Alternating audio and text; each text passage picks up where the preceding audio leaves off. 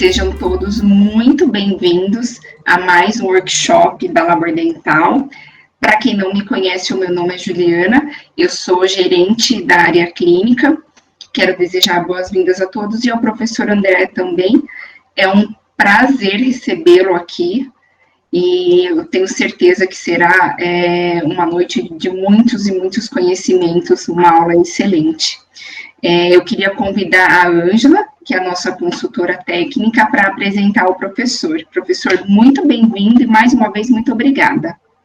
Muito obrigada, Juliana. Boa noite a todos, né? Como a Juliana já me apresentou, meu nome é Ângela, eu sou uma das consultoras técnicas da empresa Labor Dental e gostaria de agradecer a presença de todos primeiramente e ao professor André, aí não tenho palavras, né, por toda essa amizade e parceria que tem conosco já há muitos anos. O professor André Henrique Ferfoglia Possebon, ele é técnico em prótese dentária, ele é graduado em odontologia pela Universidade de São Francisco em 2007, ele é especialista em dentística restauradora pela São Leopoldo Mandic, 2011, mestrando em dentística restauradora pela São Leopoldo Mandic em Campinas, né, 2020.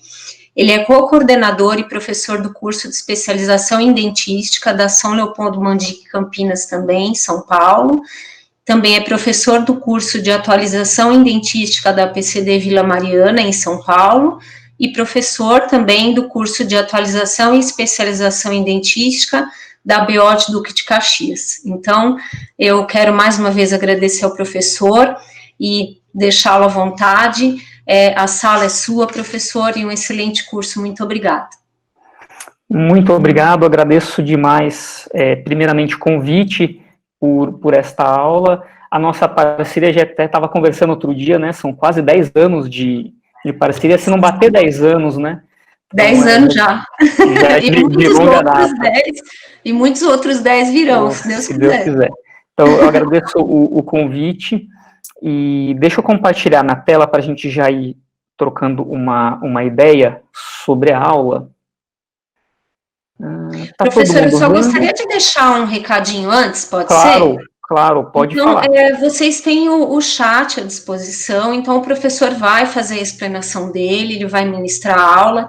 Então, conforme as dúvidas de vocês forem surgindo, né, Juliana, a gente vai pedir para que vocês, por favor, escrevam no chat, porque nós vamos estar atentos aqui. O professor André pediu para ser interpelado assim que as dúvidas surgirem, não é isso, professor André? Isso, conforme for surgindo as dúvidas, pode ir perguntando para a gente ter uma aula mais dinâmica.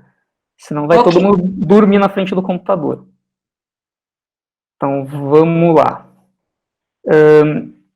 Quando a Ângela me fez esse convite para essa aula, eu fiquei pensando assim, falei, poxa vida, tem tanta gente excelente para falar sobre faceta cerâmica dentro da odontologia, pessoas que só trabalham com isso, que só fazem isso rotineiramente no consultório, e então eu decidi fazer uma aula um pouco diferente, é uma aula bem voltada para o clínico geral, porque, além disso, eu sou clínico também, eu faço clínica no meu consultório, voltado para a parte de dentística, mas é clínica, é remoção de tecido cariado, é restauração direta, faceta em resina composta, faceta em cerâmica, e a gente fica muito preso à odontologia que a gente vê pelo Instagram, preparos, aspas, minimamente invasivos, preparos sobre magnificação de microscópio, uso de motores elétricos, e a gente fica com esse complexo, alguns autores chamam de complexo do vira-lata, onde o outro é muito melhor do que eu, porque o outro tem um microscópio, porque o outro tem um motor elétrico, e eu acho que isso ajuda e facilita, mas não é isso que faz com que toda odontologia seja uma odontologia biologicamente dentro dos padrões. Então, a minha aula, eu procurei focar nisso. Você vai ver que eu não vou falar sobre microscopia eletrônica, eu não vou falar sobre motor elétrico, porque eu não uso isso rotineiramente no meu consultório. Então, os casos aqui não são feitos com isso, tá? Então, a Anja já me apresentou. Eu quero deixar antes aqui a minha rede social, tá? Me sigam lá no Instagram para qualquer dúvida, sugestão, crítica, bater um papo, eu estou lá à disposição, tá bom? Então, os pontos abordados, então a gente vai passar pelas indicações e contraindicações clássicas, tá? É uma pergunta que sempre me fazem, e eu vejo muito isso, né? Preparo dental é sempre necessário? A história do minimamente invasivo, suficientemente invasivo, tem várias definições para isso. Outra dúvida muito comum dos nossos alunos nos nossos cursos, lá na São Leopoldo com o pessoal do Static Group, é o seguinte, rompo ou não o ponto de contato? Até onde vai o meu preparo? Eu uso guia para fazer isso, ou eu faço o meu preparo em cima do mockup? Que tipo de mockup que eu utilizo? Como que eu vou selecionar os materiais? Como que eu vou selecionar meus instrumentais rotatórios para fazer os procedimentos? Então, é bem voltado para essa parte, bem clínica mesmo, tá? Se nós estamos falando hoje sobre odontologia minimamente invasiva, odontologia adesiva, faceta cerâmica, devemos muito a essas três personalidades da odontologia. Então, hoje, quando a gente for dormir, vale a pena acender uma velinha, 3 velinhas, uma para cada um deles. Charles Pincus, o relato do primeiro dentista que utilizou, aspas, facetas cerâmicas.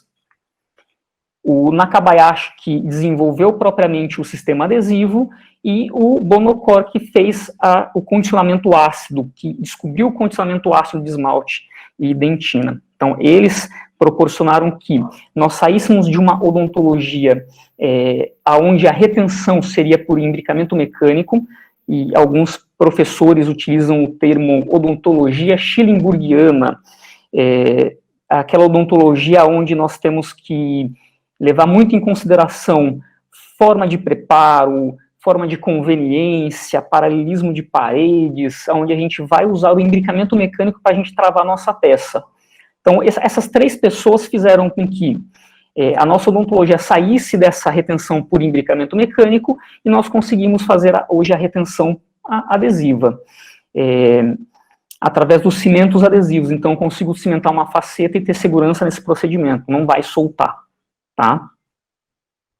Então, definição clássica de laminados cerâmicos restaurações estéticas indiretas, parciais, nas faces vestibulares dos dentes anteriores ou posteriores, de preparo conservador aderido à estrutura dental pela técnica de cimentação adesiva.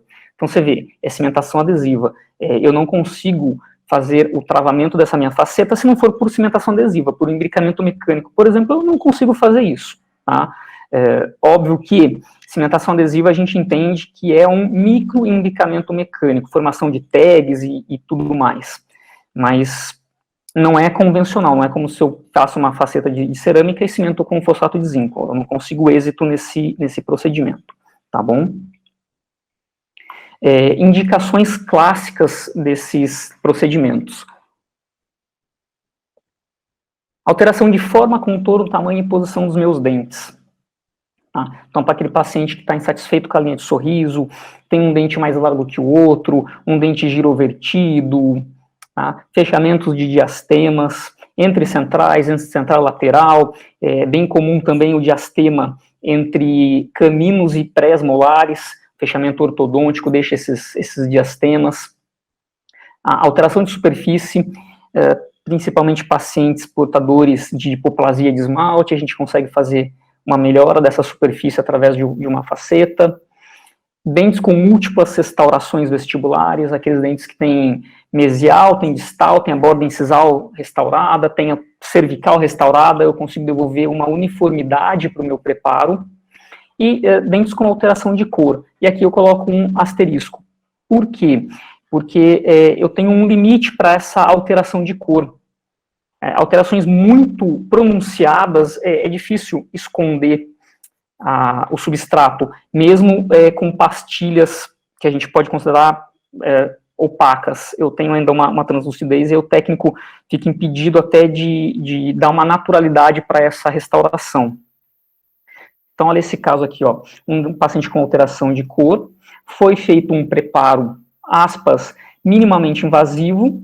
Você vê na segunda foto aqui, a foto do meio, a faceta em posição na prova úmida, e a gente vê que tem uma leve alteração de cor, e quando a gente joga essa cor, nessa foto, para preto e branco, a gente consegue ver que o valor dela está um pouquinho diferente.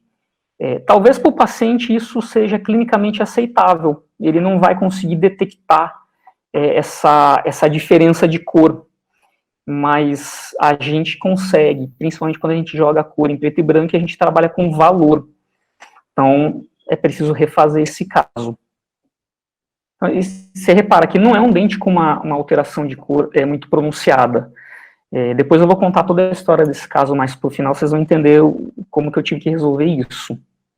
Ou, olha, diastemas e pacientes com inúmeras restaurações. Então, na primeira foto a gente vê o sorriso da paciente, completamente insatisfeita. Ela me contou que já tinha realizado a troca dessas restaurações mais de 4 vezes.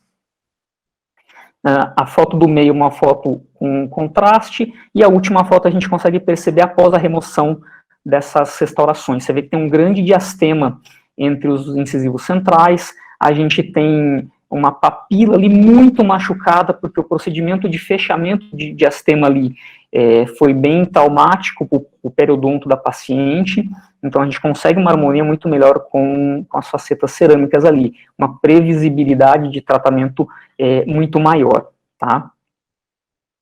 Restaurações múltiplas ou amplas, 2 facetas incisivos centrais, com alteração de forma, de cor, o paciente reclamava muito do formato dos dentes, desarmonia de sorriso, então a gente consegue uma uniformidade com as facetas cerâmicas. Eu tenho algumas limitações das facetas, ó. Dente com grande perda de estrutura, aquele dente que tem uma restauração muito ampla, que eu tenho uma má formação muito grande, ou pacientes com parafunção oclusal ou hábito parafuncional.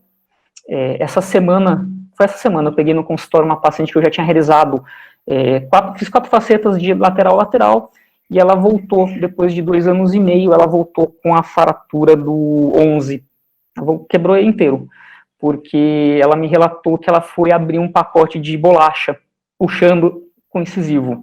Então, hábito parafuncional, parafunção, paciente que não está condicionado, a gente tem algumas limitações sim, tá? Tranquilo por enquanto? Dúvidas? Acho que ainda não, né?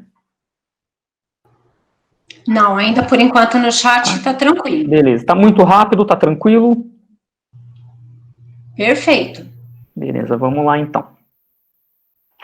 Então vamos falar um pouquinho do preparo dental, que talvez é a grande dúvida dos nossos alunos. Muitos alunos procuram o nosso curso do Aesthetic Group em Campinas com essa seguinte questão na cabeça.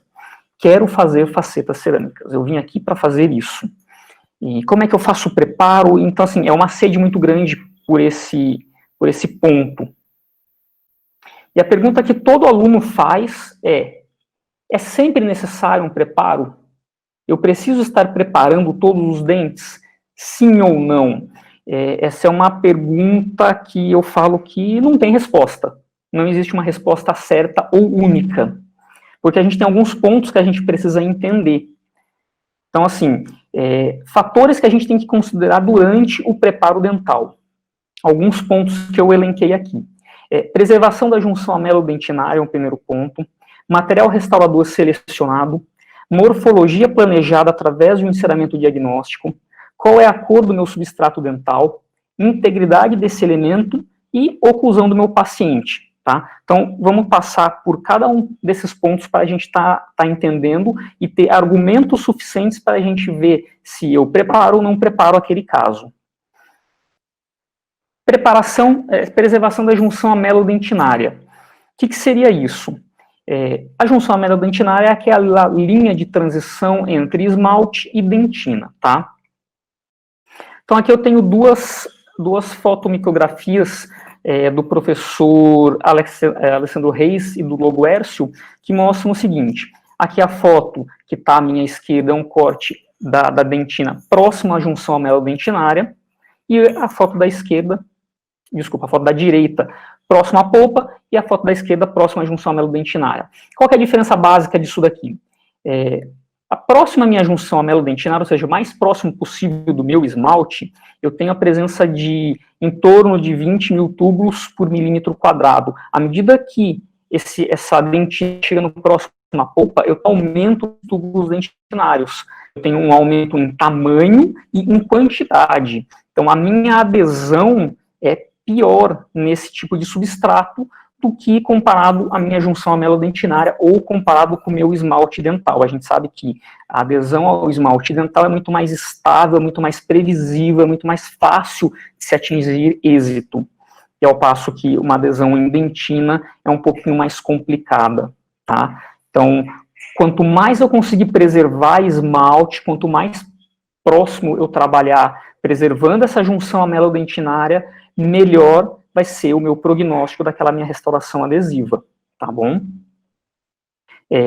Tanto que hoje a gente já está trabalhando nessa filosofia biomimética do selamento dentinário imediato, que preconiza que toda vez que você tiver uma dentina exposta pelo preparo, você sela essa dentina com o sistema adesivo imediatamente antes da moldagem. Então, ali eu consigo garantir uma melhor adesão. Mas todos esses tipos de procedimentos são feitos para que a gente consiga otimizar a adesão nesse substrato.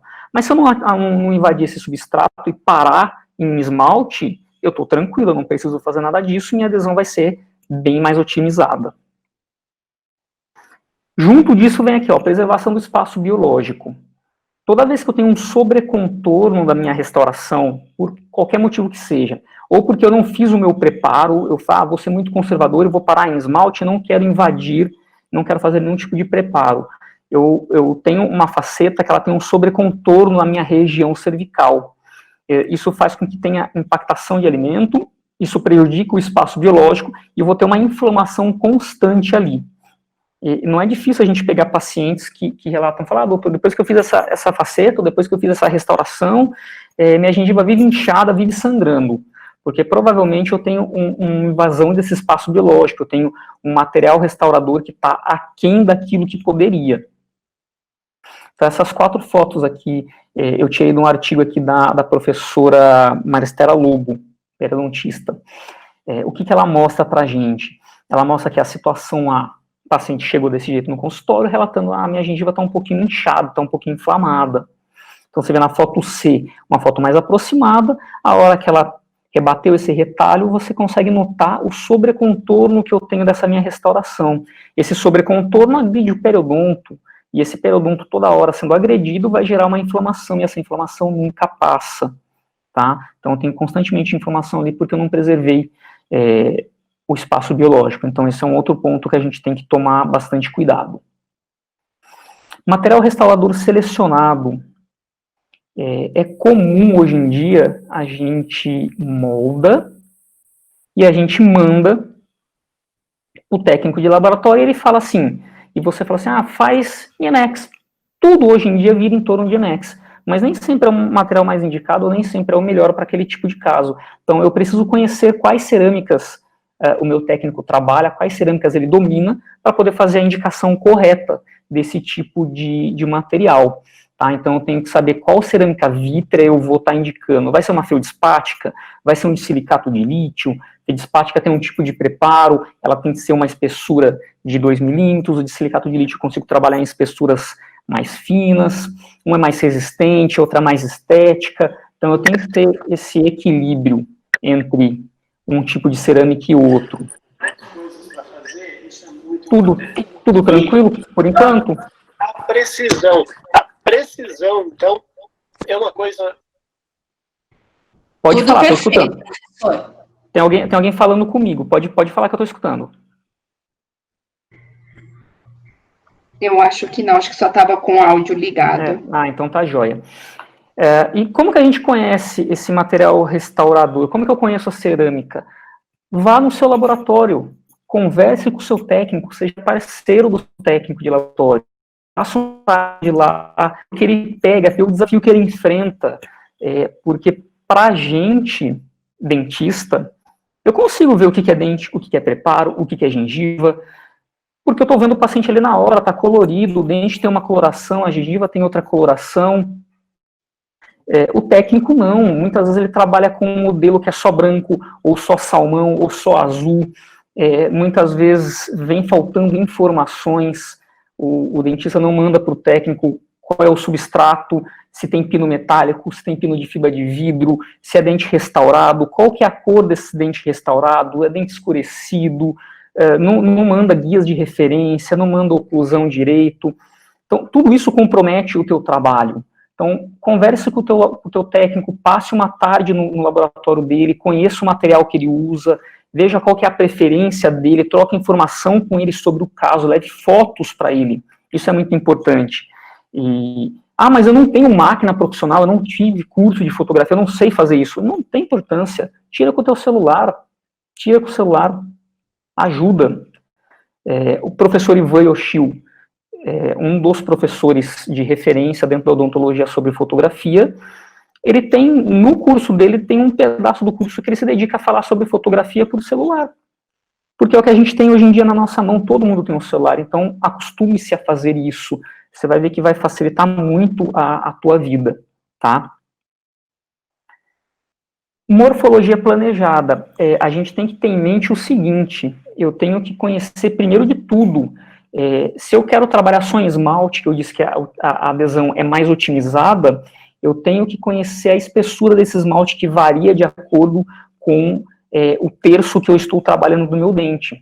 Então a literatura traz para a gente o seguinte, é uma média de que o meu terço cervical apresenta 0,3 milímetros de esmalte, o meu terço médio apresenta 0,9 e o meu terço incisal apresenta 1 milímetro de esmalte. Isso é uma média, tá? Não quer dizer que todo paciente que você pegar é assim, é só uma média, e vai ser muito difícil você mensurar clinicamente quanto você tem de esmalte para aquele terço naquele paciente em específico. Mas tendo essas médias na cabeça, você tem uma diretriz para seguir. Então, é mais fácil de você conseguir trabalhar com segurança, não invadindo dentina, por exemplo, tá bom? E a morfologia está atrelada ao seu planejamento, ao seu enceramento diagnóstico. E aqui vem outro ponto, que a gente pega muito no pé dos nossos alunos, passe a informação correta para o seu técnico. Informação correta. O que isso significa? A maioria manda para o técnico e fala assim, eu quero um enceramento diagnóstico de 24 a 14. Pronto. Mas e aí? Quais são os anos do paciente para aquele enceramento? O que ele quer? Ele quer um dente triangular, ele quer a borda incisal mais comprida ou mais curta, ele quer um dente um pouquinho girovertido para ficar mais natural, ele quer um dente mais reto. Você tem que transmitir essas informações para o teu técnico, porque senão ele vai dar um tiro no escuro. E aí a chance de você errar no teu planejamento é muito grande, tá? O que eu faço, porque eu vim do laboratório, como a Ângela falou, eu fui técnico por muitos anos, eu gosto de fazer os meus enceramentos, porque eu já vou vendo quais são as limitações daquele caso, eu consigo planejar melhor, eu vejo como que está aquele dente, o que eu vou enfrentar no dia da minha consulta, se eu preciso deixar uma consulta de 2 horas, de 3 horas, de 4 horas, se eu vou suar na cadeira, se vai ser muito light. Então tudo isso eu consigo ver quando eu encero. Temos excelentes cursos de enceramento hoje no Brasil. O professor Hilton Ricchieri tem um curso maravilhoso de enceramento, a professora Priscila Rizzi de Santos tem outro curso que é fantástico de enceramento. Então, seria muito legal se você fizesse o teu enceramento, tá? E não só deixar isso na mão do técnico. E pode ser o planejamento digital também. É bom, facilita, você ganha muito tempo, rende, só que você deixa toda a responsabilidade para o teu técnico, você deixa isso na mão dele. E talvez na mão só do técnico, sem você participar, talvez você tenha alguns pontos que não funcionem na tua boca do teu paciente. Eu gosto muito de fazer porque eu tenho essa visão crítica logo de início. É um modo como eu encaro esse enceramento, eu acho muito bacana. Mas o enceramento diagnóstico digital existe e é fantástico também, tá? Cor de substrato. Olha esse caso aqui que eu peguei no consultório. O paciente chegou com um dente e o dente era praticamente mais escuro. Então, aqui, assim, quanto que eu preciso desgastar do meu substrato para que eu consiga esconder isso de maneira natural? Eu estava conversando essa semana com um amigo técnico, e eu perguntei para ele assim, falei, Diego, o seguinte, qual que é a espessura mínima que você consegue fazer uma faceta em HO, de silicato de lítio? HO é a mais opaca que existe, high opacity, não passa nada, é um branco sulfite. Ele falou assim, eu acho que dá para fazer com até 0.3, 0.4 eu consigo, só que não fica natural. Por quê? Porque ele não consegue esconder aquele branco leitoso. Então talvez eu tenha que, mesmo usando uma pastilha muito opaca, eu precise invadir um pouco mais o meu preparo. E aí eu tenho que saber quanto que eu vou invadir o meu preparo, quanto que o dente do meu paciente é escuro, que eu preciso invadir para poder esconder isso daí. Então esse é um outro ponto que a gente tem que observar. A literatura fala para a gente o seguinte, se eu tenho uma cor já clara, por exemplo, paciente cor inicial A1, e a minha cor final continuará sendo um A1, o meu desgaste pode se limitar ali a 0.3. Por que ele fala que o desgaste é 0.3? Porque ele fala que esse 0.3 é a camada aprismática que eu vou remover do meu esmalte, deixando os prismas numa orientação que receba melhor o condicionamento ácido.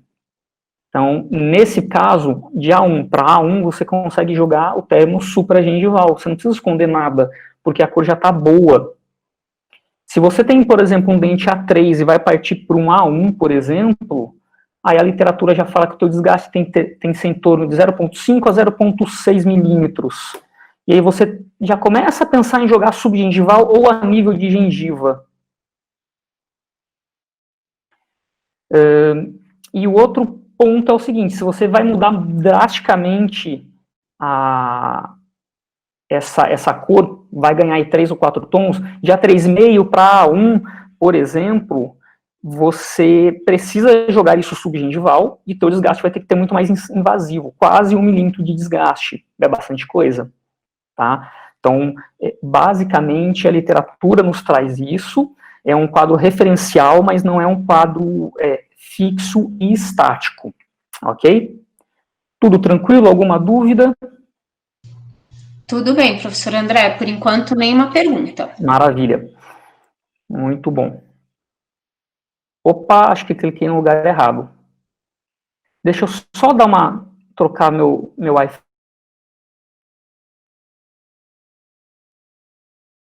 Escutando? Agora sim. Perfeito, então vamos lá, vamos continuar. Então, como eu estava dizendo, esse é um quadro sugestivo, tá bom? A gente não pode se prender a ele, mas ele é um norte muito bom para a gente. Integridade do elemento dental. Olha aqui, o tanto de restauração que tinha nesses dentes. Então, de repente, o dente tem tanta restauração que eu não consigo ser tão conservador assim. Eu preciso ser um pouco mais invasivo. Mas eu só consigo ver isso com o planejamento. Às vezes é necessário eu trocar essas restaurações, principalmente se não são restaurações, vamos dizer assim, entre aspas, que eu sei a procedência, que o paciente relata, eu fiz há muito tempo, nem sei, doutor, quanto tempo faz que eu fiz isso daí, acho que faz 1 ano, ou talvez 2, o Joãozinho estava nascendo, hoje ele tem 5 anos, então talvez seja mais viável você substituir essas restaurações, porque aí você trabalha com isolamento, você trabalha com sistema adesivo, controle de tempo e tudo mais. Tá? Então eu tenho que avaliar essa questão da integridade dos meus elementos. Outro ponto fundamental lá, oclusão. O paciente chega pra gente pedindo, fala, eu quero colocar faceta hoje, do canino ao canino, porque eu vi na televisão, porque eu li na revista, porque eu vi num chat, porque eu vi no Instagram. E aí, quando a gente vai começar a avaliar a oclusão dele, a gente vê que as guias estão bagunçadas, que a gente precisa, de repente, ganhar uma guia canina para esse paciente poder ser reabilitado com as facetas. Então, eu tenho que avaliar muito bem essa oclusão. Olha esse caso aqui, eu peguei esse caso aqui essa semana. Tirei a foto, hoje é quinta, eu tirei ontem essa foto. O paciente já chegou para mim e falou, doutor, eu preciso trocar as facetas que eu fiz faz algum tempo, de canino a canino, uma já soltou, uma pulou fora, e está um pouquinho feio. E aí, quando eu fui avaliar, o paciente ele se apresenta desse jeito. Guias bagunçadas, faceta quebrada, margens insatisfatórias, Talvez, será que o primeiro momento eu preciso trocar essas facetas? Será que não é interessante eu rever a oclusão desse paciente, devolver guia de lateralidade, devolver guia de protrusão, para depois a gente avançar para essa questão de trocar as facetas? Professor André, tem uma pergunta. Claro, pode falar. Mariana Lins. Certo. Boa noite, sou TPD, né? Um dentista me pediu para fazer as facetas ferolizadas, pois um dos dentes tem mobilidade. Isso é possível? Como posso orientar o dentista? Boa pergunta, eu acho bem difícil. Eu particularmente nunca vi faceta cerâmica ferolizada. Eu já vi facetas em resina. O dentista instala as facetas e faz uma férula por lingual. Eu acho que valeria a pena conversar diretamente com o dentista, ver o que ele está pensando para esse caso, qual é o grau de mobilidade desse elemento. De repente, o paciente já está de um grau 2 para um grau 3, já tem mobilidade vestíbulo-palatina, já tem mobilidade mesodistal e já está começando com mobilidade à intrusão. Talvez não seja interessante fazer uma faceta em cerâmica, talvez você parta para uma faceta em resina composta, para dar um conforto para aquele paciente, mas o prognóstico não é bom.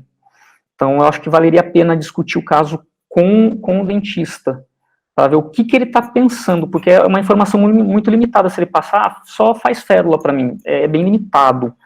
Então, eu conversaria melhor com ele para ver o que ele está pensando, se ele já teve casos desse tipo, se ele tem alguma fotografia para mostrar, eu conversaria bastante com ele. Muito obrigada, professora. Ela disse que entendeu e agradeceu. Imagina. Outro ponto que é bem questionado e bem levantado é o seguinte: ponto de contato, rompo ou não rompo meu ponto de contato? A gente vê casos na internet que não tem rompimento nenhum, vê outros casos que precisam romper. Quais são os parâmetros que eu tenho que avaliar para eu fazer essa escolha, para eu ter essa escolha de romper ou não? Então, olha lá, rompo ou não rompo? Eu fiz os dois casos. Um caso eu não rompi, outro caso eu rompi o ponto de contato, foi necessário. Quais fatores que eu levo em consideração quando eu analiso isso daqui, quando eu escolho rompo ou não rompo o ponto de contato? Então, olha lá, quando eu não preciso romper o meu ponto de contato, quando eu tenho um paciente com um substrato favorável, é aquele paciente que não tem restaurações amplas, ou são restaurações muito pontuais, restaurações pequenas, voltadas para a face palatina, pacientes que já fizeram um clareamento, talvez dentes íntegros somente fora de posição. Então, talvez, nesse caso, eu não preciso romper ponto de contato, substrato favorável. Bom posicionamento dental, o paciente já está com os dentes alinhados, talvez é a borda incisal que está meio estranha, ou ele tem uma mancha branca bem no meio do central de hipomineralização, e ele quer esconder aquilo. Então, eu preciso que ele tenha um bom posicionamento dental para que eu não rompa o ponto de contato. Dentes íntegros ou com pouquíssimas restaurações, bem pontuais, em 1 ou 2 dentes. E pacientes sem hábitos nocivos. A gente coloca aqui tabagismo. Não que a faceta vá manchar, porque a faceta, a cor dela é estável, a gente sabe disso. A literatura já mostra pra gente que até a maquiagem é estável ao longo do tempo, ao longo da escovação e tudo mais. Só que a linha de cimentação, o cimento resinoso, a base de resina composta, de bis-GMA, esse sim vai pigmentar conforme o paciente tem esse hábito de fumar ou tomar muito café. Então, eu preciso conversar isso com o meu paciente de antemão, eu preciso alertar ele. Falar, olha, no seu caso, como você toma muito café ou como você fuma, eu vou ter que ser um pouquinho mais invasivo aqui nos pontos proximais, por esse fator, mas ele tem que ser alertado e você não pode fazer um preparo que não seja tão rompendo tanto esse ponto de contato, tem que ser um pouco mais invasivo, tá bom?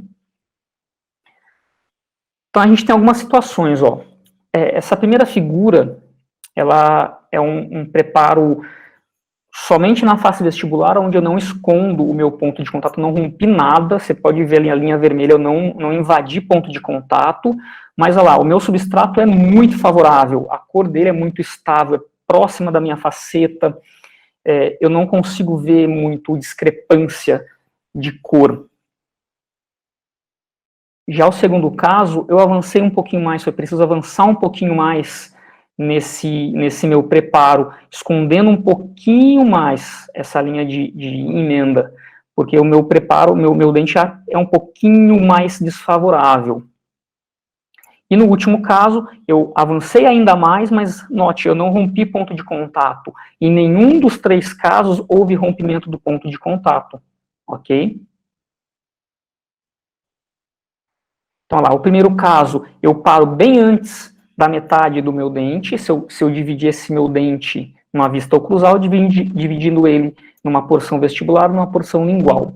O segundo caso é aquele caso que eu posso invadir um pouquinho mais o meu ponto de contato, talvez o meu substrato não seja 100% favorável, só que eu paro na metade do meu dente. E o último caso, eu passo da metade do meu dente, só que mesmo assim eu não rompo o ponto de contato, ok? Então eu posso lançar a mão desses 3 tipos de preparo. Agora, lá numa vista proximal, os três tipos de preparo. Aí você deve estar se perguntando assim, mas e a inserção? A gente tem que ter em mente o seguinte, inserção de coroas totais, eu preciso que ela tenha uma inserção sentido inciso cervical, porque é o sentido que ela vai encaixar. Uma faceta ou uma lente cerâmica, não necessariamente eu tenho que ter esse tipo de linha de inserção. Então, dependendo do meu caso, eu consigo fazer uma inserção de vestibular papalatina, na diagonal, então vai de acordo com o meu caso. Por isso que eu consigo fazer esses 3 tipos de preparos e não invadir ponto de contato, tá bom? Então, é aquele caso que eu mostrei para vocês, ó. A gente consegue notar que todas as bordas estão mal adaptadas, tem dentina exposta em praticamente todas as facetas.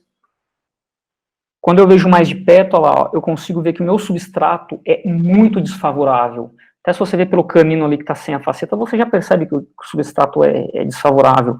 É um A4, um C4, é uma cor bem escura, uma faceta com uma cor bem clara, pouco invasiva em ponto de contato. Então isso daí deixa a margem aparente.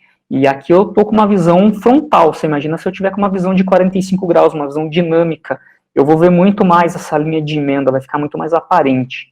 Então esse é um fator que eu tenho que levar em consideração. Ó. Quando eu rompo o meu ponto de contato, eu rompo quando eu vou fazer um fechamento de diastema, eu preciso romper o meu ponto de contato. Ah, mas é um contrassenso. Como assim romper o meu ponto de contato? Se eu já tenho diastema, você está ficando louco. Não, calma lá que a gente vai chegar nesse ponto. Quando eu tenho uma presença de restauração interproximal muito extensa, é aquela restauração que eu tenho ocupando toda a mesial do meu dente, ou toda a distal do meu dente, de incisal até o terço cervical. Então, de repente, eu preciso englobar esse ponto de contato para esconder essa restauração.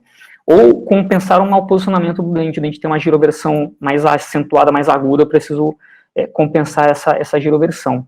Ou uma mudança no perfil de emergência. Essa mudança no perfil de emergência, ela encaixa diretamente com o fechamento de diastema. Toda vez que eu tenho um fechamento de diastema e ele for amplo, um fechamento de diastema de 3 milímetros, 4 milímetros, eu preciso ter uma mudança desse perfil de emergência, eu preciso jogar o meu ponto de contato mais próximo da cervical para eu fechar o black space, senão fica aquele black space, aquele triângulo preto feio. Então eu preciso invadir as proximais para que eu jogue esse perfil de emergência mais para dentro. Então, ó, quando eu tenho fechamento de diastema, se eu não invado a minha proximal, ó, se eu não invadir a minha proximal, eu vou criar um sobrecontorno. O técnico não tem condição de fazer essa faceta abraçando até lá a cervical na lingual, porque a hora que ele tira isso do modelo, ele fratura. Você não consegue fazer a inserção na boca. Por nenhum jeito. Já aconteceu comigo. Ao passo que, quando você faz esse envolvimento da proximal, esse, aspas, rompimento de um possível ponto de contato, eu favoreço primeiro, o disfarce, né, da emenda dente-restauração, e melhoro o meu ponto de contato. Eu consigo fazer um contato mais harmônico, sem sobrecontorno. O paciente passa o fio dental de uma maneira mais sutil, eu não agrido a minha gengiva, eu consigo tirar e colocar essa faceta ou essa lente de contato de uma maneira muito mais favorável, muito mais simples, tá bom? Então, esse é um dos pontos para mim optar por fazer esse fechamento, esse rompimento de ponto de contato. Olhando para uma vista oclusal, olha lá como que seria isso, esses abraçamentos, ó. A minha figura aqui da esquerda, você consegue ver como que é o meu desenho visto por oclusal, ó. Eu fui conservador dentro da proposta, dentro do que o paciente precisava, e fiz o abraçamento dos meus pontos de contato para eu poder fazer a inserção da minha faceta. Senão eu não consigo fazer inserção nenhuma. Tudo bem? Tranquilo? Dúvidas? O pessoal está tranquilo? Tranquilo, por enquanto tranquilo. Maravilha. Vamos tocando o barco então. Outro ponto aqui. Eu chamei de verticalização de preparo. O que é isso? O quanto subgengival vai estar a sua restauração? Então, a literatura traz para a gente o seguinte, três cenários. Um cenário supragengival, um cenário a nível gengival e um cenário subgengival. Quando eu fiz a minha graduação, e até durante a especialização, a maioria dos meus preparos eram subgengivais, para esconder linha de cimentação, para esconder linha de término. Porque naquela época o material mais estético que a gente tinha era o Inceran. E se tem técnico na sala de aula aí vai falar que Inceran, quem conseguiu mexer com isso, era praticamente um inferno na Terra. Era muito difícil de fazer, era um branco leitoso, não ficava natural, era terrível. Então você escondia o ponto de contato lá subgengival. Só que, de novo, quanto mais subgengival a gente jogar, lembra, você está primeiro chegando próximo ou passando desse limite ameloventinário e chegando próximo a terços mais cervicais, próximos a cemento ou dentina, aonde a adesão é muito ruim, a adesão é muito prejudicada, é muito difícil. A tua cimentação adesiva nessa condição de ser muito subgengival também é uma condição muito difícil de ser conseguida, de você controlar o fluido crevicular, de você conseguir enxergar a linha de cimentação, de fazer a limpeza dessa região.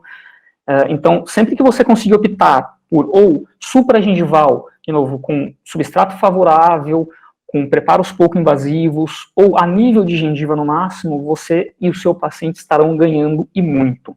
E outra, fazer subgengival, o técnico na bancada samba, né, porque fazer o troquel disso é muito mais difícil, e a gente sabe que não vem aquelas moldagens muito religiosas, expondo todo o termo, porque está tão subgengival que é até difícil para inserir o fio retrator, para você conseguir copiar essa margem, e aí para fazer o troquel é muito mais difícil. Então, tudo fica mais difícil quando é subgengival. Então, opte sempre por supragengival ou a nível de gengiva. Se você tiver que fazer isso subgengivalmente, colocar o término de forma subgengival, a literatura fala o seguinte, com segurança, o artigo da professora Maristela Lobo fala o seguinte, 0,5 milímetros na face vestibular, e nas faces proximais você consegue chegar com 1 milímetro de profundidade. Sempre que o teu substrato for escurecido, você tiver restaurações muito grandes subgengivalmente, cáries subgengivais ou diastemas que precisem de um novo perfil de emergência, que é isso que a gente está falando. Você tem que jogar mais subgengival para poder criar um contorno bonito e esconder o black space. Então, são essas 4 situações pontuais que você vai jogar a 0,5 milímetros subgengivalmente. Ok? O outro aspecto que a gente vai comentar um pouquinho da nossa aula é o seguinte, guias de preparo. Faço ou não faço guias, uso mocap, agora tem técnica de resina injetada, então vamos lá. Primeiro de tudo, o que a gente mais observa durante os laboratórios do nosso curso, os laboratórios de hands-on e as clínicas. Quando a gente pede para o aluno, né, manipula o silicone pesado para a gente, parece que ele entra no modo desespero, ele manipula aquilo de uma forma tão rápida que parece que vai explodir na mão dele. Mas olha só, se você pegar a embalagem do produto e você ler a embalagem do produto, ela fala o seguinte, ó, você vai pegar a quantidade que você precisa para o seu caso, cada colherzinha você vai colocar 2 cobrinhas de catalisador, você tem 30 segundos de manipulação. Marca 30 segundos no seu celular agora e fica olhando para a tela, 30 segundos, parece que o tempo não passa. É muito tempo que você tem para manipular isso. Por quê? Porque você tem que manipular muito bem o catalisador e o silicone pesado e o putty, porque você tem que mesclar aquilo e não pode ficar aquelas estrias no meio do teu silicone. Isso faz com que ele não copie a tua guia, o teu enceramento, tenha distorção, grude na boca do paciente, gruda no modelo, aí você fica desesperado, começa a transpirar e aí desanda tudo. Então lá, você tem 30 segundos de manipulação. É muito tempo, mas é muito tempo mesmo. Condiciona o dente 30 segundos, lava por 30 segundos, parece que não passa o tempo, parece que você vai afogar o paciente de tanta água. Então é bastante tempo. Depois de 30 segundos de manipulação, então você tem 1 minuto e 15 para colocar na moldeira, ajeitar tudo, ir para a boca do paciente, secar o preparo, colocar a moldeira, posicionar, apertar. Depois que você apertou, falou assim, é aqui que ela vai ficar, tem mais 3 minutos e 15 de presa. E é aqui que a maioria dos alunos peca, porque ele não espera o tempo total de polimerização da silicone e já tira da boca do paciente, ou já quer tirar da guia. E aí rasga o silicone, gruda, distorce. Então, o primeiro ponto para você ter sucesso no teu preparo, na tua guia, é respeitar os tempos do silicone. Vai controlando isso daí. Pede para tua secretária cronometrar, olha para o relógio, compra um bip, dá um jeito, mas siga esses passos. É muito tempo que você tem para trabalhar, é bem tranquilo mesmo. E aí você pode fazer 4 tipos de mockup, de guias, né? Uma guia total, que seria para construir mockup provisórios, uma guia fatiada, que você vai cortar ela no longo eixo do dente, uma guia palatina, com desgaste na borda incisal para você controlar o desgaste, ou em franja, cortada em 3 partes horizontais. Vamos dar uma olhadinha em cada uma. Então, a guia total, eu uso basicamente para fazer o mockup, depois para fazer os provisórios na boca do meu paciente, com a bisacrílica. Detalhes desse tipo de guia. Primeiro de tudo, você vê que eu recorto os espaços interdentais, onde seriam as ameias, para facilitar o escoamento do meu material. Segundo ponto, se você observar a foto do meio, você vai notar que a guia é espessa.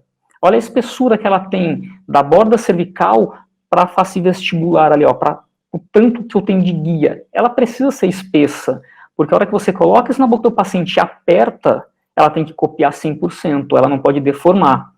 Se você fizer uma guia muito fininha, apertar demais essa guia na hora que você estiver confeccionando ela no modelo, colocar na boca do teu paciente, a hora que você pressionar isso daí para não sair bolha, ela vai deformar.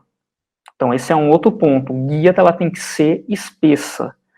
E o terceiro ponto, quando eu aprendi a fazer guias de silicone, a filosofia, o que me foi ensinado é o seguinte, corte na linha cervical. Então você cortava na linha cervical e depois entrava nas ameias. E aí qual que era o resultado? Toda vez que você colocava a bisacrílica dentro dessa guia e levava para a boca do teu paciente, ela polimerizava, a hora que você tirava os excessos e tirava a guia, sempre fraturava na borda cervical. Porque ficava tão fininho e ela não tinha firmeza que ela quebrava. Então o que a gente faz hoje? O que a gente ensina nos nossos cursos hoje?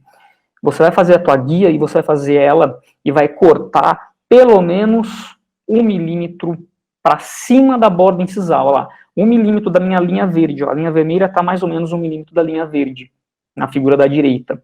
É o suficiente para quando você colocar isso na boca do teu paciente, você vai pressionar a região cervical, o próprio desenho da guia da terminação cervical é o suficiente para delimitar a porção de resina que vai estar ali. E aí fica muito mais estável, muito mais bonito o teu mockup. Tá? Então são esses 2 cuidados básicos que você tem que ter. E outro detalhe, marca o centro, marca a linha média, faz um corte na silicone, ou faz com caneta retoprojetora, de algum jeito marca essa linha central, para você ter uma guia de inserção dessa guia, para você colocar, porque a hora que você colocou a bisacrílica, ela começa a polimerizar e você não consegue encaixar isso na boca do paciente, vira um Deus nos acuda.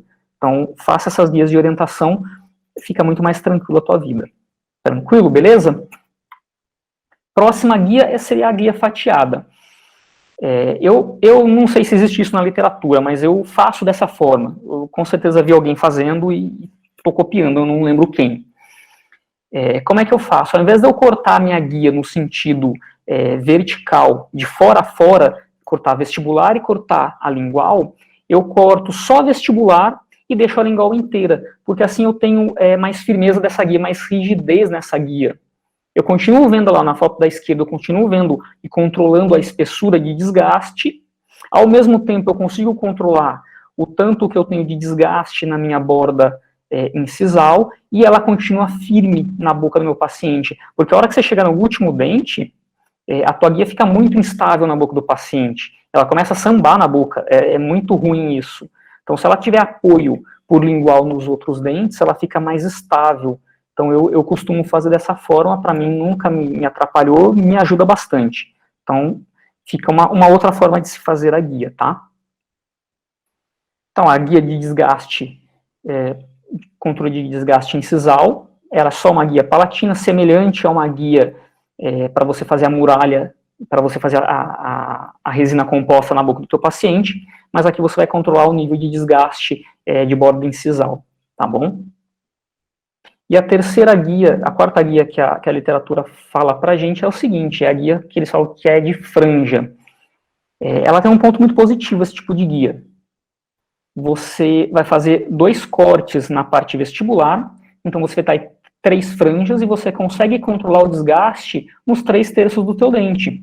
O desgaste no terço cervical, desgaste no terço médio e desgaste no terço incisal.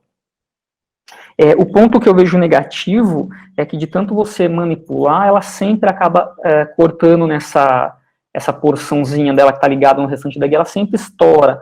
Então, assim, não é uma guia que eu tenho como rotina no meu consultório, como rotina de utilização.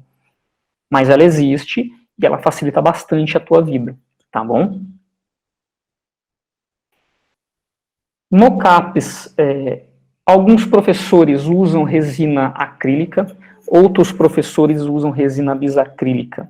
Ambas as resinas fazem a mesma coisa e chegam no mesmo resultado, tá? Eu tenho mais familiaridade em fazer mocaps com resina bisacrílica. Agora, tem outros professores que fazem com resina acrílica. A técnica é bem semelhante, ela tem algumas particularidades e você precisa de um treinamento para dominar como tudo dentro da odontologia. Mas ela existe, alguns professores compartilham desse tipo de técnica, eu prefiro a resina bisacrílica pela praticidade, tá? Só por esse fator. Aqui vem tudo pronto, base catalisadora, mesma pistola, você só auto-manipula ali, que aquela ponta injeta lá dentro e está resolvido. Resina acrílica é pó, líquido, aí tem que esperar chegar na fase certa, coloca dentro de uma seringa, coloca dentro da guia, eu acho mais chato, mas é um resultado muito bom também, tá bom? E aí, como que você vai usar isso daí? Eu estava pesquisando para montar a aula, eu achei um artigo do professor Pascal Mani, e ele relata o seguinte, ele relata 4 formas de se fazer o preparo da faceta, tá? Que é basicamente o que a gente tem dentro da odontologia. Vários artigos citam uma ou outra técnica, ele juntou tudo e quase que deu nome aos bois, vamos dizer assim. Então, ele dividiu isso em 2 grandes grupos. 2 técnicas que você vai se guiar exclusivamente pelo dente do paciente e 2 técnicas que você se guia pelo volume final da restauração, ou seja, pelo mocap. Dentro do grupo que você se guia pelo dente, você vai fazer a barreira de silicone no teu modelo de enceramento diagnóstico, e é com ela que você vai mensurar os desgastes. E ele relata o seguinte, que é um método muito devagar e muito arriscado. Muito arriscado porque fatalmente você pode ultrapassar o limite amelo-cementar ali e chegar próximo à tua dentina ou até invadir a dentina. Então é arriscado. E o controle é exclusivamente por guia de silicone. Então, passa a broca, volta a guia, olha, mensura, tira a guia, passa a broca de novo, devagarzinho, tira a broca, coloca a guia, mensura. Então, isso consome muito tempo. Tá? Essa seria a primeira técnica que ele relata. A segunda técnica que ele relata, você vai fazer o desgaste do mesmo jeito. Você vai construir a guia, só que o teu desgaste vai ser calibrado pela broca diamantada. Então, você vai saber de antemão quanto aquela broca tem de diâmetro, de espessura, e é aquele diâmetro da broca que você vai dosando e controlando o teu desgaste. E ele fala o seguinte, é rápido, porque você não vai ficar mensurando toda hora isso com uma guia de silicone, só que é arriscado. É arriscado. Arriscado porque, fatalmente, de novo, você pode expor dentina. E toda vez que a gente expõe dentina, a nossa adesão piora bastante. A gente tem vários inconvenientes com isso. A gente quer ficar só em esmalte. Tá? A outra técnica, a terceira técnica que ele relata é o seguinte, de acordo com o volume final da restauração. Então, você tem o seu modelo diagnóstico, você vai fazer uma guia e vai colocar isso como uma forma de um mock-up na boca do teu paciente. Então, através dessa guia de silicone do teu modelo diagnóstico, você vai preservar mais o esmalte, só que é uma técnica muito devagar, porque toda hora você tem que reconferir o tanto de desgaste com a sua guia de silicone. Então, desgasta, volta guia, mas é baseado no volume final. E a técnica que ele relata que ele fala que é a mais, vamos dizer assim, a mais indicada, que mais segura, é instalação do mock-up na boca do paciente e utilização de broca calibrada, ou seja, você vai colocar o mock-up na boca do teu paciente e você vai saber o diâmetro da broca que você está trabalhando. Dessa forma, você trabalha de forma rápida e precisa, preservando esmalte. Tá? Então, é basicamente isso que a gente faz hoje em dia, otimiza o tempo dessa forma, tá bom? Dúvidas até agora? Como é que nós estamos? Estamos tranquilos, tranquilos. A Vanessa Nóbrega só fez um comentário aqui bem interessante quando o senhor falou da manipulação do Zeta Plus, né, das presas dos materiais. Ela disse assim, ansiosos não passarão. Não, essa hora a gente vê que coça a mão do aluno para liberar logo o silicone, mas tem bastante tempo. E a gente vê isso no consultório, se a gente ficar medindo o tempo, eu vou olhar pro relógio, nossa, você fica louco, porque parece que aquele tempo não passa. Mas dessa forma você garante que tudo saia de uma forma bem correta. Então, lá, como que o professor Pascal fala que você tem que fazer essa mensuração de broca? É um pouco chatinho de se fazer, mas uma vez que você faz, é bem tranquilo. Então, lá, como que ele faz isso daí? Pega a tua broca, você vai medir quanto a haste sem diamante tem de diâmetro, quanto a tua broca, quanto a parte diamantada tem de diâmetro, e você vai descontar uma da outra. E aí você vai ter a porção, vamos dizer assim, de ponta ativa dessa tua broca. Repara na figurinha aqui da direita que ele encosta a haste da broca, a haste sem diamante, no mock-up. É isso que vai garantir que você tenha um controle uniforme, preciso e de maneira bem rápida. É dessa forma que ele sugere, é dessa forma que tem que ser feito. Porque se você pegar essa broca, mesmo em cima de um mock-up, e for inclinando até ficar perpendicular à face vestibular, você vai aumentar o teu desgaste. Fatalmente vai passar de 0,5, de 0,7, e você vai que vai. Então, o cuidado que a gente tem que ter nessa técnica é colocar a haste que não tem diamante batendo no teu mock-up para ter a segurança de quanto você vai fazer o desgaste, tá bom? Então, aqui, ó, como que a gente faz isso na prática? Como que eu faço isso na prática? Como que a gente ensina isso lá nos nossos cursos na São Leopoldo Mandique e lá na BO de Duque de Caxias? Então, aqui, foto da esquerda, paciente estado inicial, foto central, eu coloquei o mock-up e fiz as guias de orientação. Eu pego uma caneta, uma lapiseira, eu pinto essas guias de orientação e eu destaco esse mock-up da boca do meu paciente. Na foto aqui da direita, você vê que só alguns pontinhos, poucos pontos ficaram pintados. Significa que ali a minha broca atingiu o meu dente natural. Ali eu preciso só fazer o arredondamento, ali o meu preparo tem que ser um pouco mais invasivo. Aonde eu não tenho a marcação dessa minha guia, eu não preciso fazer um desgaste. Eu preciso fazer um adequamento de superfície, que é diferente. Ok? Então, coloca a guia de mock-up, coloca o mock-up, faz as canaletas de orientação, pinta, destaca, e aí você vai ver os pontos que você precisa fazer esse desgaste, os pontos que você precisa adequar. Que assim, eu não gosto muito de preparar em cima de mock-up, porque conforme você vai preparando, ele vai soltando, você vai ficando desesperado. Então eu prefiro fazer dessa forma. E aí aqui a gente entra na seleção de brocas. é um pouco baseado nesses estudos aí que o professor Pascal fez, é interessante, porque assim, quais são as características desejáveis que eu gostaria que eu tivesse em uma broca, para escolher? Possibilidade de esterilização. Parece ridículo, só assim, lógico, toda broca é esterilizável e todo material odontológico tem que ser esterilizável. Parece ridículo, mas assim, eu tenho certeza que todo mundo tem aquela broca que usou 2 vezes, esterilizou 2 vezes, a terceira, ela sai da autoclave parecendo uma couve-flor. Toda empipocada, toda oxidada. Então, de repente, o material que é feito aquela broca, talvez não seja um material tão bacana assim. Ou ela sai toda oxidada, toda suja, toda enferrujada, talvez não seja muito bacana o material. Então, eu quero que ela tenha essa possibilidade de esterilização, mas eu quero que ela saia do mesmo jeito que ela entrou dentro da autoclave. Ok?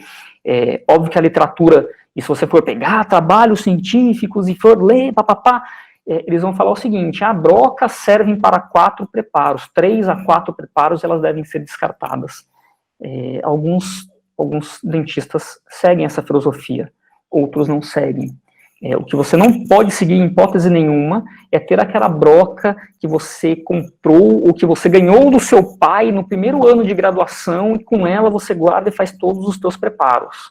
Aí não tem santo que aguente. Então, de tempos em tempos, essas brocas precisam ser substituídas, mas elas têm que entrar na autoclave e sair do mesmo modo que elas entraram, tá? Diamantes de tamanho uniforme, para eu ter o mesmo tipo de desgaste na minha broca, para ela desgastar de maneira uniforme a superfície do meu dente. O diâmetro tem que ser preciso em toda a extensão da minha broca. Toda vez que eu vou comprar a mesma broca, ô Angela, eu quero a broca X, ela me manda a broca X, ela tem o mesmo diâmetro. Aí eu joguei fora e comprei, Angela, manda outra, ela mandou outra, tem o mesmo diâmetro. Então a broca precisa ter, todas as brocas precisam ter o mesmo diâmetro, eu preciso conhecer pelo menos o diâmetro da minha broca. Tenho que saber de cabeça? Lógico que não, nem número de broca direito você consegue decorar, mas assim, habitue-se a pegar a broca e fala, puta, quanto que ela tem de diâmetro? Pega o paquímetro e vê. Pode ser digital, pode ser aquele analógico, mas acostume-se a fazer isso, para trazer segurança no teu procedimento. Uma coisa bem interessante, a broca precisa ter um corpo único. Corpo único que eu falo, a haste dela e a porção de diamante precisam ser uma peça só, para ela girar numa mesma rotação e ela não ficar parecendo um bambolê na cabeça do teu alta rotação. Tem coisa que deixa mais nervoso, é a broca que fica fazendo assim. Então ela precisa ter esse corpo único. E ser fácil de identificação de granulação. Aqueles anéisinhos pintados embaixo da broca que facilitam, falar, essa broca é F, essa é FF, essa é mais grossa, que tem algumas marcas que não tem essas identificações, a gente fica meio perdido, aí você tem que ficar lá que nem tonto, olhando pro diamante, aí coloca na luz, aí vai para baixo, aí pede ajuda para a secretária. Então, se ela tiver essa identificação mais fácil, você ganha tempo e otimiza os teus trabalhos. E aí a Angela falou assim, olha, eu vou te dar algumas brocas que a gente tem, que estamos trazendo para o Brasil, é a Neo Diamond que você vai experimentar. Eu falei, tá bom, Angela, manda aqui que eu vou fazer os preparos. E não é puxando sardinha, mas eu experimentei, eu fiz os preparos no manequim e depois eu fiz um preparo clínico, e a broca é muito boa. Todas as características que eu falei, ela consegue cumprir. O corte dela é preciso, ela gira, sabe, assim, macia, gostosa, dá vontade de você trabalhar com ela. Uma coisa que é bem bacana, ela tem 6 granulações, vai da extra grossa para ultra fina. Tá? Então tem, assim, para todo gosto, para todo tipo de peça. Peça única e diamantes naturais, isso é o mais importante de tudo, diamantes naturais, e ela vai ter um corte muito mais otimizado. Tá? Então eu selecionei algumas brocas para fazer esses preparos. Poucas brocas, porque eu não gosto de ter muita broca, porque a gente fica perdido. Então, o que eu selecionei? Eu selecionei uma broca esférica, uma 1014, a haste curta, não preciso de uma haste longa, porque eu estou trabalhando em região de anteriores, e eu conheço o diâmetro da minha broca, porque no catálogo está escrito 1,2 milímetros. Então, já tenho um bom caminho. Uso para canaleta cervical, principalmente. Outra broca que eu gosto bastante é a 4138. O diâmetro dela é de 1,8 milímetros. Esse 1,8 milímetros é na base entre o diamante e a haste dela. Na pontinha ativa, lá no finalzinho dela, ela tem em torno de 1 milímetro. Então eu preciso conhecer essas duas variações, é importante. Então eu vou fazer o desgaste vestibular, suco de orientação, redução incisal, tudo com ela. Essa 3072, ela é um pouquinho mais estreita, lá, 1.6, mas faz a mesma coisa que a 4138, ela é só um pouquinho mais estreita para alguns casos em específico, tá? Uma outra broca, eu não tenho muito costume de utilizar esse tipo de broca, mas ela facilita demais, principalmente quem tem pouca prática em preparos. Essa 4141, ela tem essas canaletas de marcação. Eu não sei, Ângela, porque no catálogo dela não tem quanto que é o diâmetro da parte diamantada, mas eu medi. Entre a diamantada e a haste, você tem um degrauzinho de 0,2 milímetros. Olha que espetáculo. Então, se eu sei que minha cervical eu tenho 0,3 milímetros de esmalte, significa que se eu preparar o meu dente na cervical com essa broca, eu ainda vou estar dentro de esmalte. Isso é muito importante. É muito importante isso. Outro tipo de broca que eu selecionei, às vezes eu gosto de usar, essa que tem um bisel na ponta, parecida com aquela 4138, mas ela tem um bisel na ponta e é um pouquinho mais estreita.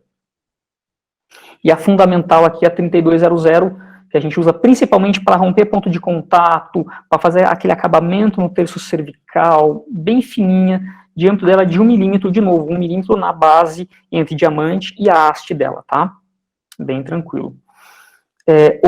Outro item que eu separei para utilizar nesses preparos foi o disquinho Super Snap. Cara, a grande vantagem dele, e eu não sabia disso, Angela, eu fiquei sabendo porque eu fui pesquisar no catálogo e você me mandou e eu fui usar. Sim. O disquinho, ele tem dupla face, alguns. Tem alguns modelos que sim.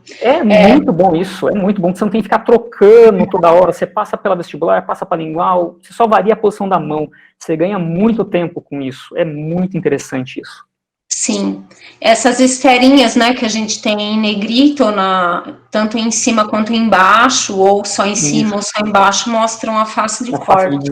Então, a face do corte, isso aqui otimiza muito o teu tempo, você não tem que ficar perdendo tempo trocando o disco, ou vendo aonde reflete a luz, para ver, aqui tem óxido de alumínio, aqui não tem. Isso é muito interessante. E, por fim, para dar o tapa final no preparo, eu gosto dessas borrachinhas tipo Angloss, que você vai variando a pressão da mão e você pode ter tanto um desgaste quanto um polimento. É muito interessante para você deixar aquela superfície bem acabadinha, bem bacana. Então aqui, o que eu selecionei para a gente fazer o workshop foram essas brocas. Talvez se você não quiser comprar tudo, eu tiraria só essas 3205 aqui, eu não utilizei muito ela nos casos que eu peguei. Mas caso outras, é bem interessante ter em mãos isso daí, tá bom? Então, vamos para a parte que todo mundo está ansioso. Preparo. Eu separei em alguns tópicos para a gente ficar mais didático, tá?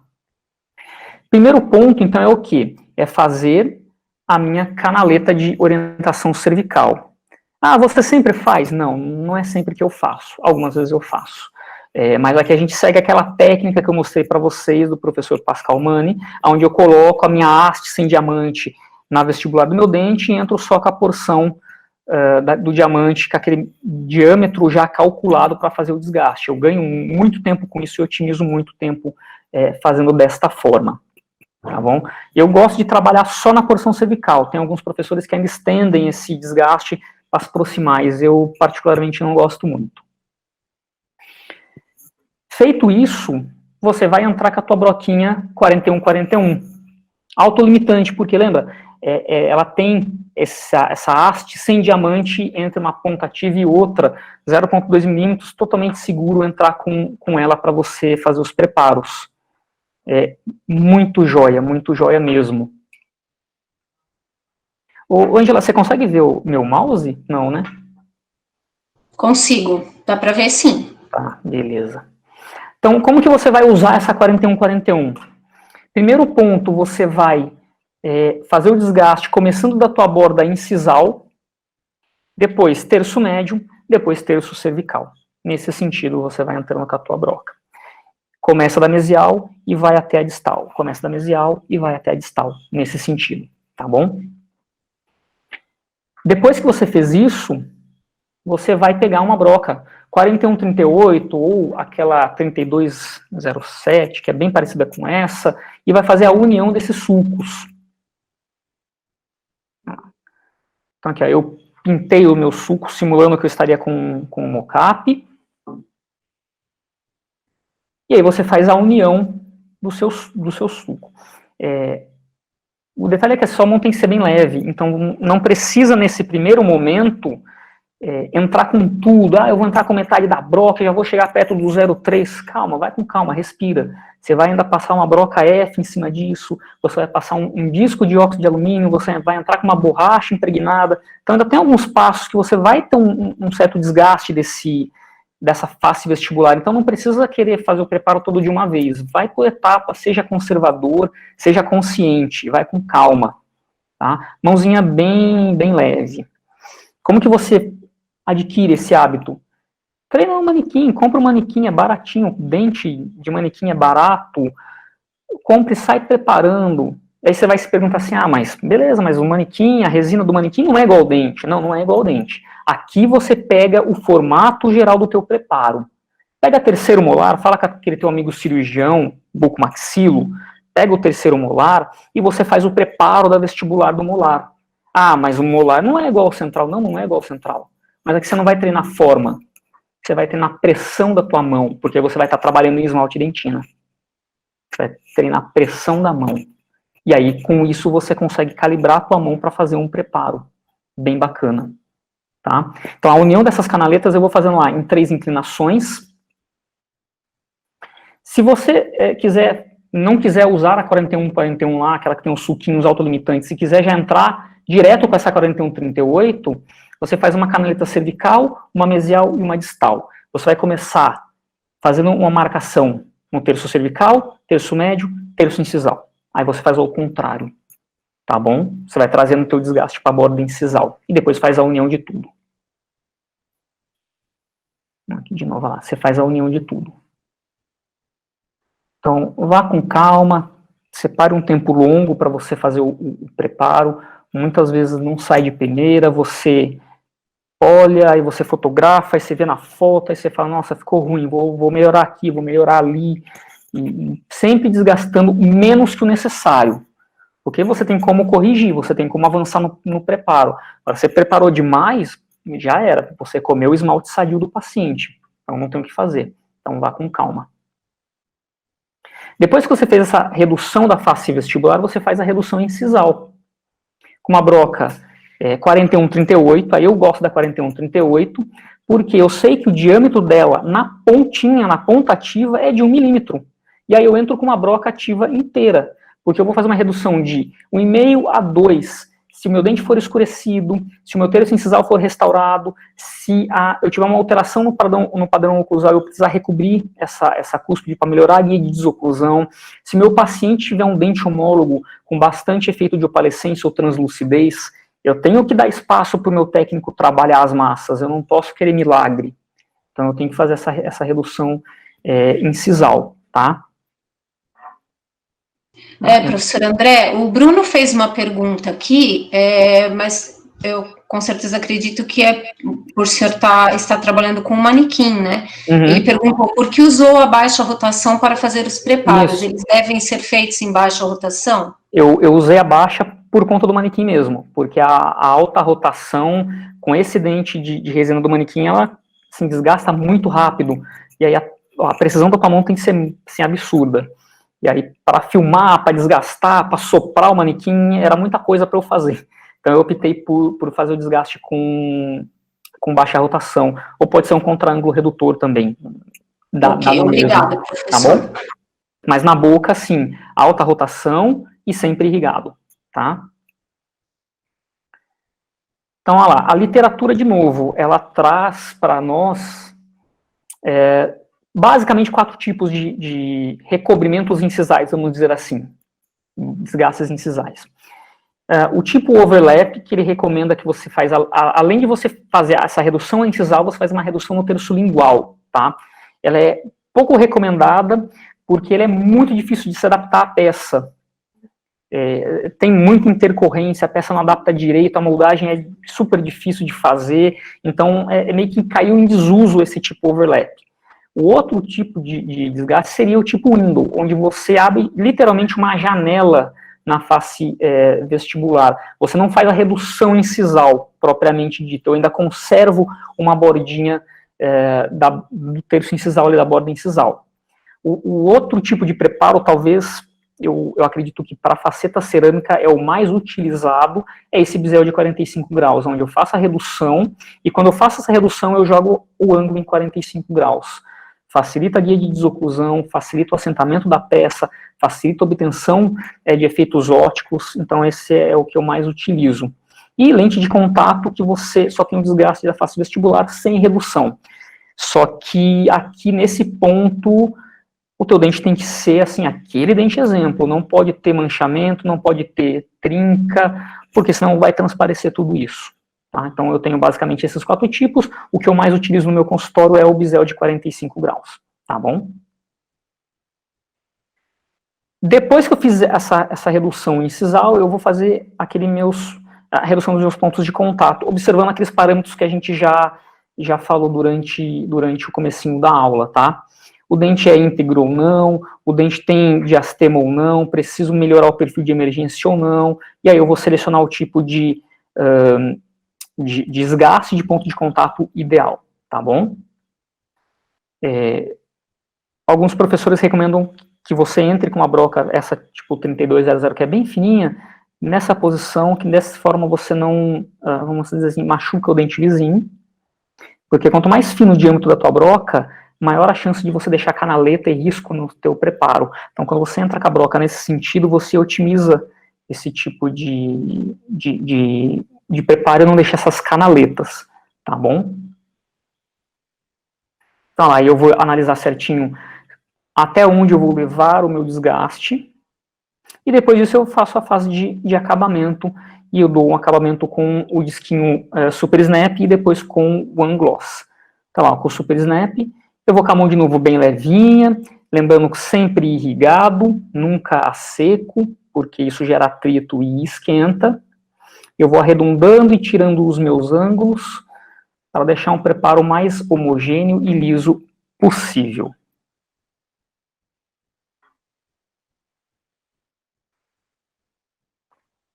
E aqui eu posso variar a sequência de discos. Vou com o preto, depois passo para o verde, depois passo para o roxo, depois para o vermelho. Eu posso ter essa variação, tá? E se eu quiser também, eu posso entrar com essa borrachinha tipo One Gloss, que eu gosto bastante para dar um acabamento, principalmente ali na bordinha cervical. Você vai com bastante cuidado, principalmente essa em formato de taça. Eu acho que é uma das mais utilizadas no consultório, ela é bem versátil. Consigo entrar no ponto de contato, consigo entrar na cervical, é bem interessante. Professor André, a Mariana Lins, ela está perguntando, eu gostaria de saber se para faceta cerâmica é recomendado fazer sobre guia canina. Então, agora a gente está fazendo bastante em guia canina também, tá? Você faz um englobamento um pouco maior da face palatina, não fazendo overlap, mas faz uma redução um pouquinho maior e confia no sistema adesivo, fazendo uma cimentação criteriosa, usando o cimento adequado, a técnica adesiva adequada, tem sucesso. Tem sucesso, sim. Ok, obrigada. Tá bom? E aí, eu coloquei 2 casinhos bem rápidos. Esse é aquele casinho lá no começo, que eu fui pouco invasivo no desgaste e ficou meio ruim. O paciente chegou desse jeito no consultório e a única coisa que incomodava o paciente era o 21 dele. O resto para ele estava ótimo, mas o 21 incomodava. Ele foi paciente de orto, ele é um classe 3 compensado, então você vê que o lateral superior é bem inclinado. E tudo que você faz nesse paciente, tudo que você faz nele fica feio, por conta da inclinação dos dentes. Mas eu falei, tá, vamos ver o que a gente consegue fazer. Fiz a anamnese, fotografei, olha aqui como é que ficou as fotos de guia canina. Ele não tinha guia canina. Guia canina era uma função em grupo, tudo atrapalhado. Então, eu falei, primeiro a gente precisa devolver guia canina e depois a gente faz as restaurações, nessa parte da frente. A foto mais aproximada. E esse dente 21, ele sofreu um trauma, tratou, o canal fez a endodontia e ele relatou que passou algum tempo do tratamento, o dente foi escurecendo. E ele já trocou essas resinas algumas vezes e ele estava descontente com isso e queria melhorar. Então, a proposta foi, primeiro de tudo, trocar todas essas restaurações, porque nem ele sabia quanto tempo ele tinha feito isso, só sabia que era bastante tempo, então eu falei, vamos trocar tudo. Então, eu tirei todas as restaurações e refizemos tudo. Tá? Então, lá, condicionamento ácido, sistema adesivo, tudo sobre isolamento absoluto, e aqui restaurações concluídas. E aqui eu optei pelo seguinte, como eu tinha que fazer as restaurações dos laterais, devolver guia canina, falei, eu não vou fazer mocap, eu vou fazer a restauração direta na boca do paciente, baseado no enceramento, e essas restaurações já vão me servir de mocap, já vão me servir como uma guia para eu poder fazer o preparo. E ele, primeiro de tudo, ele queria de canina a canina. Eu falei, não, canina a canina não precisa, vamos ser mais conservador. Então, no final das contas, convenci ele a fazer só o 21, que era o que mais incomodava ele. E você vê, a resina ficou boa, mas não escondeu 100% aquele escurecimento. Tá aqui, no dia que a gente terminou as resinas, pós-operatório imediato, mas se você vê no 21, ó, a cervical ainda está com um valor bem baixo, está bem escuro. E como isso já incomodava ele já tinha isso na cabeça, a primeira coisa que ele batia o olho era no 21 e via, tá escuro, doutor, tá escuro. Mas, ó, já devolvi as guias caninas para ele. Então, tá bom. Aí, primeiro de tudo, eu tinha feito aquele preparo lá do comecinho da aula.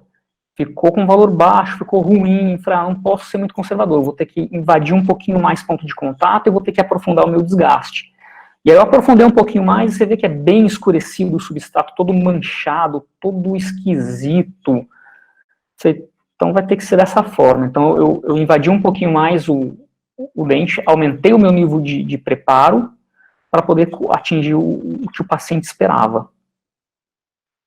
Aí confeccionamos uma faceta em silicato de lítio, aqui no dia da cimentação, e ainda para ajudar ele voltou com a borda incisal do 11 estourada, porque ele foi comer um amendoim e quebrou. Eu falei, não, amigo, não pode, não é assim. Então, ainda além de cimentar a faceta, eu tive que refazer a restauração do 11, que é pós-operatório aqui, imediato, cimentação da faceta e conclusão da restauração do meu dente homólogo. Tá? E aqui é no dia da cimentação, que foi precisamente na sexta-feira passada.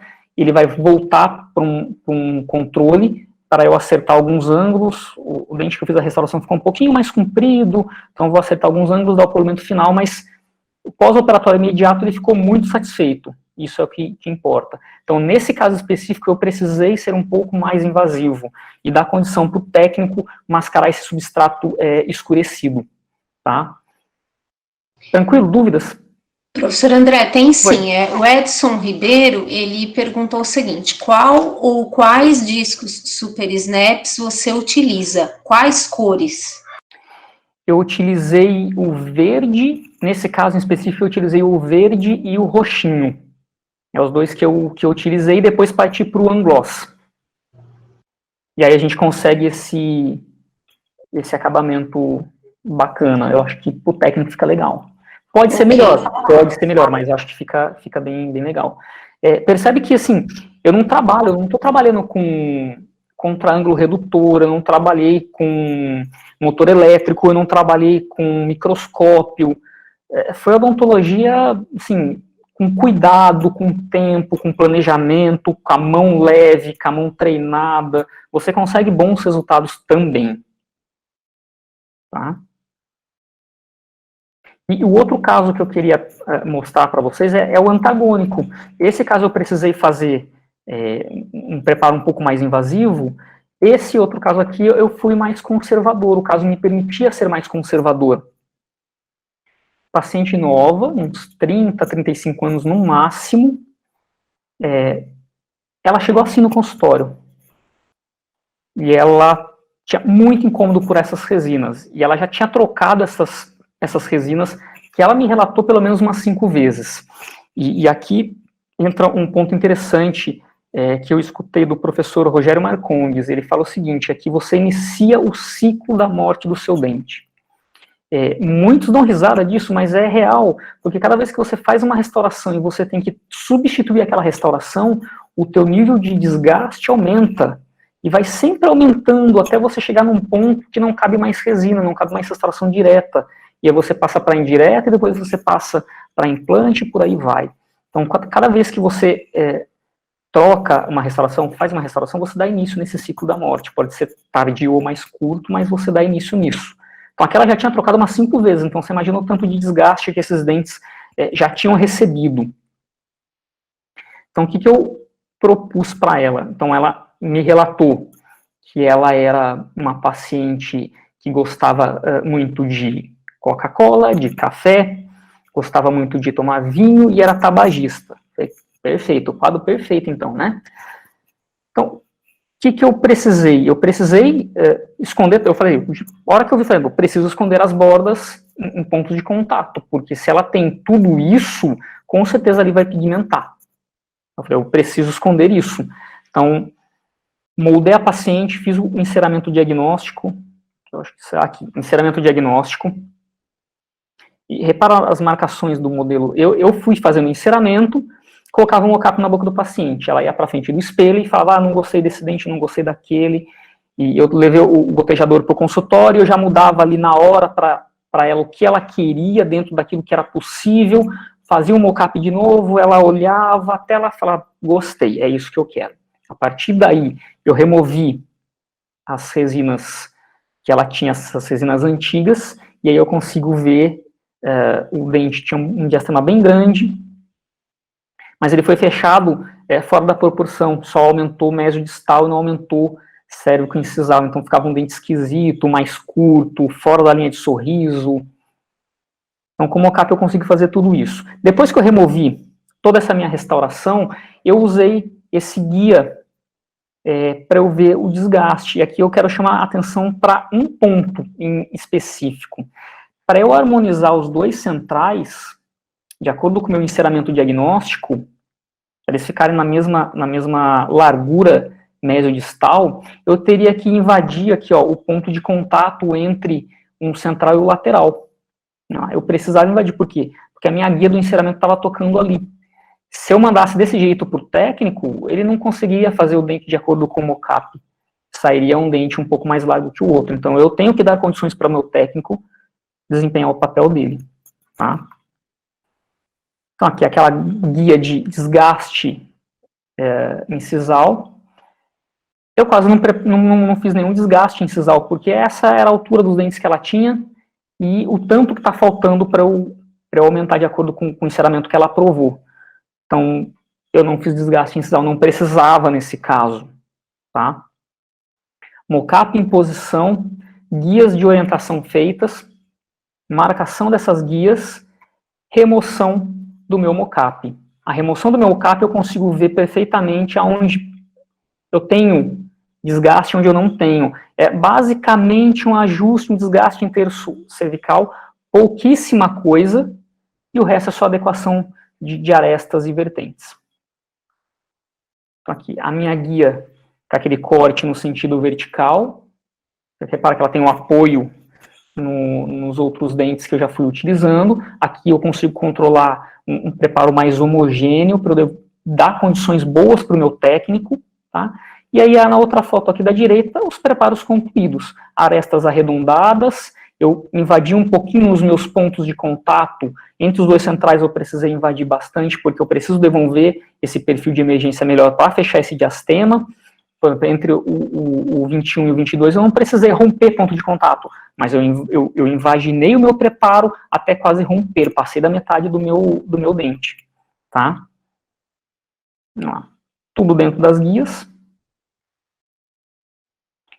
Preparos finalizados para moldar e mandar para o técnico. Repara que o meu limite cervical foi a nível gengival, substrato totalmente favorável, o paciente já tinha feito clareamento, estava satisfeita com a cor do dente. Ela falou, doutor, eu não quero branco privada, mas eu não quero dente escuro.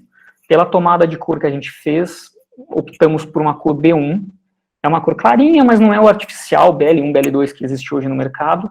Então a gente conseguiu chegar nesse consenso. Preparos bem conservadores. De novo, não usei motor elétrico, não usei contraângulo redutor, não usei microscópio. Isso tudo facilitaria? Com certeza absoluta, facilitaria muito. Ficariam melhores os preparos? Não tenho dúvida nenhuma que ficariam melhores os preparos, mas eu acho que os preparos desta forma estão satisfatórios. Tá? Então, esse paciente eu atendi sexta-feira, moldei, mandei para o laboratório, eles pegaram essa semana para a gente começar a discutir o caso e fazer. Tá? Então, a gente está nesse pé, mas esse é o resultado. Com as brocas Neo Diamond e a sequência de Super Snap e o Angloss. É esse o resultado que a gente obtém.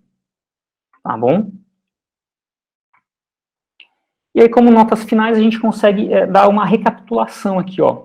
Então, primeiro de tudo, o fundamental é o nosso planejamento. Eu tenho que ter um bom encerramento diagnóstico, uma boa análise clínica, fazer um levantamento dos hábitos do meu paciente, o que ele espera, o que ele deseja, quais são as limitações que eu vou enfrentar durante o tratamento, isso é importante eu fazer, e um bom planejamento. Ah, mas eu não sei fazer encerramento. Não tem problema, conversa com o teu técnico, vai no laboratório, frequenta o laboratório, pede para ele te ajudar, vê o encerramento que ele faz, vê ele fazendo digitalmente, vê ele fazendo manualmente. Você precisa ter esse contato para ir desenvolvendo esse lado crítico sobre o planejamento também, tá? O segundo ponto que eu quero destacar é o ponto de contato. Então, você vai romper esse ponto de contato quando vai precisar fazer um fechamento de diastema, restaurações interproximais extensas, dente mal posicionado ou com giroversão, ou aquele dente que você precisa esconder linha de união porque o paciente tem um hábito deletério, fuma, toma muito vinho, que vai causar um manchamento, tá? O ponto número 3, a gente vai falar sobre verticalização, lembra? Supragengival, anível gengival e subgengival. Opte sempre por supragengival e anível gengival. Deixa para o último caso o subgengival. Cárie subgengival, restauração subgengival, trocar uma faceta ou uma coroa que já esteja subgengival, aí você opta por sub. Caso contrário, opte sempre por supra ou anível gengival, tá bom? Guias de preparo. A guia total, a fatiada, a palatina, a franja. Quanto mais recursos você tiver para você mensurar os desgastes durante o teu preparo, é melhor para o teu paciente, melhor para o esmalte dele. E a seleção das brocas. Conheça o diâmetro da ponta ativa. Mais importante do que você conhecer o número da tua broca, conheça o diâmetro da ponta ativa, a ponta ativa e a indicação de uso daquela broca. Ok? Essa o principal ponto para você selecionar uma broca correta e trabalhe com boas marcas. Perfeito? Perfeito, professor André, uma aula magnífica, nós só temos a agradecer ao senhor, foi esplêndida a sua apresentação, como sempre, eu adoro as suas aulas, e quero agradecer muito, muito o fato do senhor ter estado conosco, foram horas muito agradáveis, agradecer a todos os que participaram, né, e também nós temos a presença aqui, agradecer a presença do professor Sidney Luiz, da Universidade Federal do Rio de Janeiro, né, e a todos aqui que estiveram presentes conosco. Mais uma vez, professor André, muitíssimo obrigada, viu? E espero vê-lo em breve. Eu vou passar a palavra à Juliana, que também quer conversar com o senhor. Um grande abraço, professor. Obrigado. Oi, professor. Olá. Excelente aula. Muito obrigada. Muito eu que agradeço. Eu acredito que todos tenham gostado. Falou de uma forma muito simples, muito boa mesmo. E só antes de finalizar, eu quero pedir licença para eu colocar aqui uma promoção especial que todos os participantes têm das pontas Neo Diamond. Fiquei muito feliz que você gostou das pontas. Gostei bastante, muito boas. Não é puxando sardinha, mas é uma ponta muito boa mesmo. Ai, que bom que você gostou. Então, todos vocês que participaram daqui do workshop de hoje, vocês têm 20% de desconto nas pontas Neo Diamond. A partir de amanhã, a nossa equipe vai entrar em contato com vocês, a gente tem todos os contatos, e aí, a partir de amanhã, a gente faz contato. Professor, mais uma vez, muito obrigada mesmo. Eu que agradeço o convite, agradeço o espaço, a paciência de vocês, a minha internet oscilando, e a gente lutando para apresentar a aula. Eu espero que tenha sido bem proveitoso. Dentro de algumas horas, mais aproximadamente 2 horas, estou indo lá para o Rio de Janeiro, para a terrinha aí do Sidney. Amanhã a gente tem curso lá. Agradeço imensamente o espaço. Eu estou à disposição para dúvidas. Eu posso falar isso em nome da minha equipe, do Static Group também. Nós estamos à disposição para dúvidas, para bater papo, para tirar, sabe, aconselhar, vamos conversar, apareçam na faculdade para a gente bater um papo, a gente está sempre à disposição, que a gente gosta muito desse contato com os alunos, essa troca de informação é muito bacana. Muito bom. E só para avisar todo mundo também, essa aula foi gravada. Então, em alguns dias também, a gente faz uma pequena edição e manda para todo mundo, porque é um material muito rico mesmo. Legal. Professor, mais uma vez, obrigada. Espero ter sido a primeira de muitas aulas juntos. Opa, sempre Sim, que precisar, com certeza. Sempre que precisar, pode contar comigo. Estou à disposição sempre. Muito obrigada. Muito obrigada a todos os participantes Obrigado. que ficaram com a gente até agora. Uma boa noite a todos. Boa noite para todo mundo. Muito obrigada, boa noite a todos.